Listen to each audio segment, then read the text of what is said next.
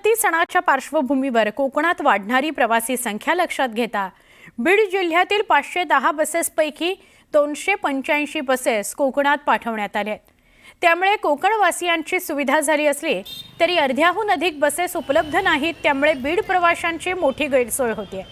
तासनतास प्रवाशांना बसची वाट पाहत उभं राहावं लागतंय। त्यामुळे नागरिकांकडून संताप नोंदवला गेला। गौरी गणपतीच्या सणासाठी कोकणामध्ये जाणाऱ्या चाकरमान्यांसाठी बीड आगारातून आणि बीड जिल्ह्यातून तब्बल 285 बसेस सोडण्यात आलेल्या आहेत आणि त्यामुळे इथं जे बीडमध्ये उपलब्ध असलेल्या बस आहे त्यामध्ये खूप मोठ्या प्रमाणात आपण पाहतो अशा पद्धतीने गर्दी होते।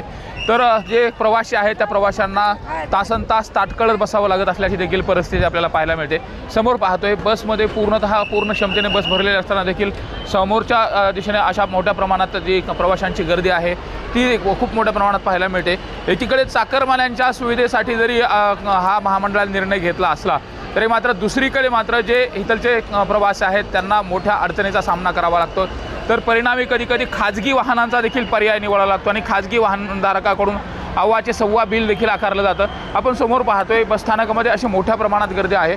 कारण बीड जिल्ह्यामध्ये जर एकूण बसेस बघितल्या तर 510 बसेस आहेत, त्यापैकी 285 बसेस या कोकणामध्ये पाठवण्यात आलेल्या आहेत आणि 23 तारखेपासून 27 तारखेपर्यंत या बसेस तिकडंच असणार आहेत। त्यानंतर टप्प्याटप्प्याने या बसेस परत माघारी आणल्या जातील। मात्र त्या अगोदर जर बघितलं तर इथं खूप मोठ्या प्रमाणात जे प्रवासी आहेत त्या प्रवासाची अडचण निर्माण झालेली आहे। विशेषतः अनेक प्रवाशांना तासनतास या ठिकाणी बसावं लागतंय।